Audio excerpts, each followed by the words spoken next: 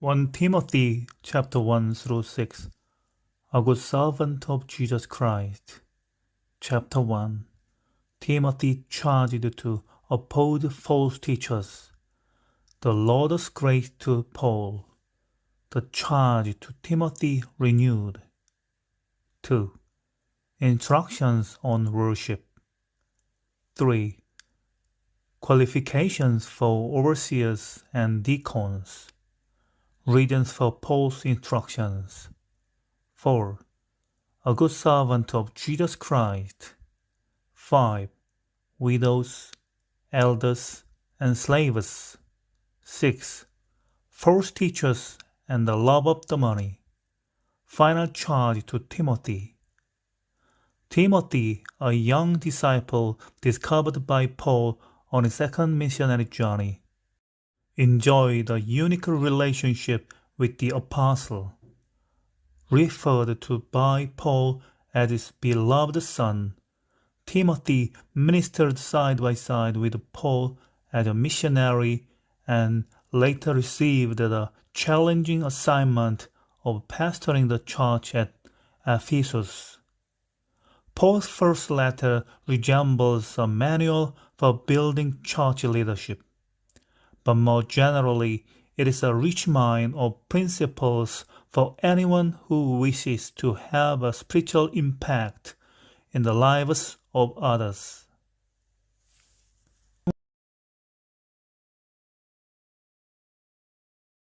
2 Timothy chapter 1 to 4. A final charge to Timothy. Chapter 1. Thanksgiving. Appeal for loyalty to Paul and the gospel. Examples of disloyalty and loyalty. 2. The appeal renewed. Dealing with false teachers. 3. A final charge to Timothy. 4. Personal remarks. Final greetings. Paul writes his second letter to Timothy from a Roman prison. Death is imminent. Paul is cold and lonely, and there's little to occupy the long, tedious hours of his imprisonment. And yet, the focus of Paul's letter is not on his own problems and need, but on the problems and needs of young Timothy. Paul, who had stood faithfully for the Lord throughout his life, now passes on that same challenge to Timothy. There is no need to fear persecution or pain, dungeon, or death when you serve the Lord of the universe and endure hardship for his sake.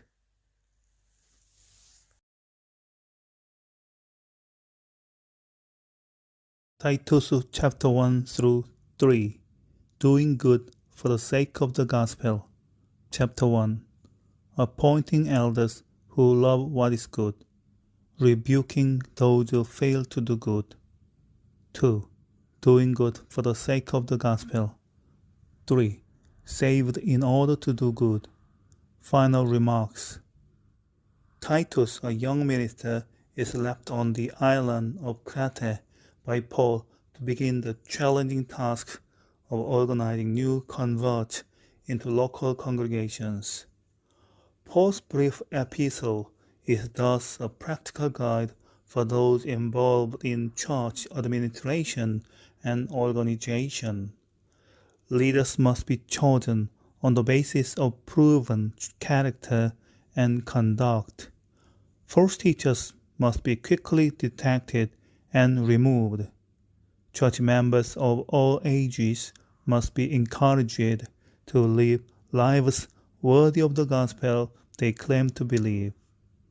Paul shares guidelines for young and old, men and women, leader or laity. All should demonstrate the reality of their faith by being careful to maintain good works.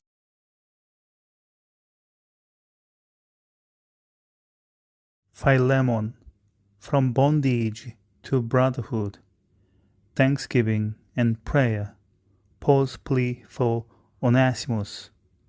Paul's postcard to Philemon is the shortest and perhaps the most intimate of all his letters.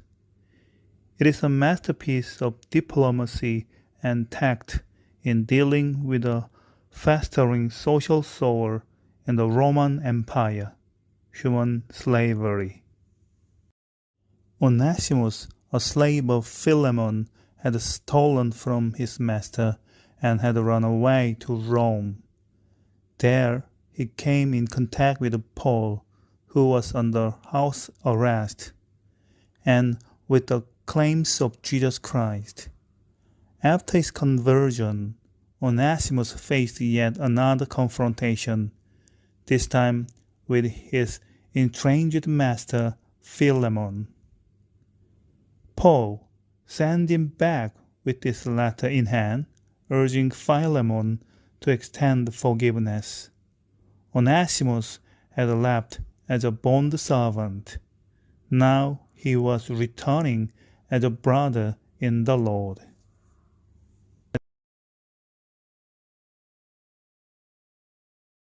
Hebrew chapter 1 through 4.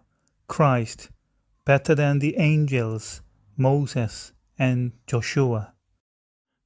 Chapter 1. God's final word, His Son. The Son superior to angels. 2. Warning to pay attention. Jesus made fully human. 3. Jesus greater than Moses. Warning against unbelief. 4.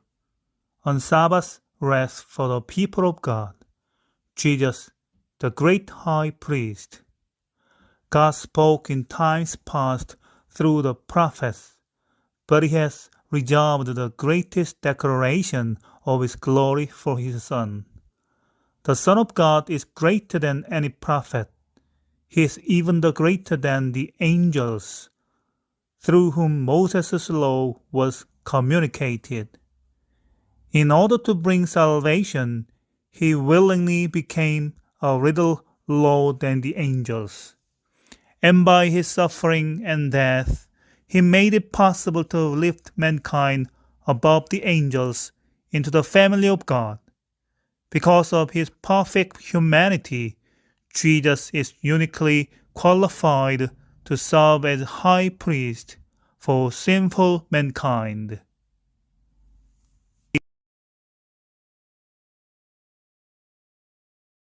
Hebrew chapter 5 through 7. Christ better than Aaron's priesthood. Chapter 5. Qualifications for high priesthood. A priest forever. 6. The certainty of God's promise. 7. Melchizedek the priest. Jesus like Melchizedek. High priest such as Aaron had the divinely appointed task of building a bridge between sinful mankind and holy God. But their sacrifices had to be perpetually repeated, and sooner or later the priest died. By contrast, Jesus is the high priest after the order of Melchizedek. His priesthood has no beginning or end. His sacrificial death is once for all time.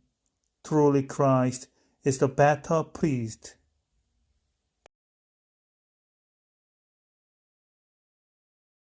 Hebrew chapter 8 through 10. Christ better than the old covenant. 8. The high priest of a new covenant. 9.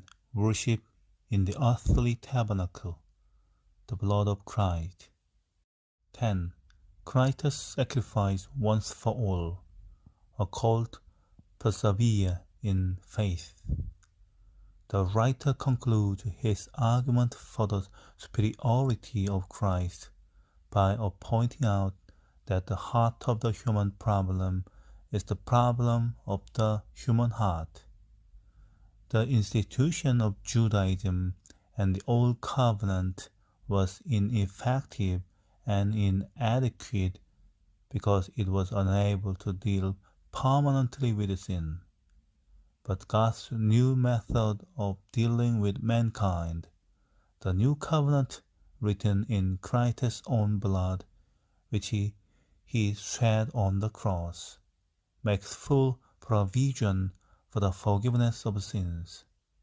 Christ's death forever accomplishes what the old covenant was powerless to do.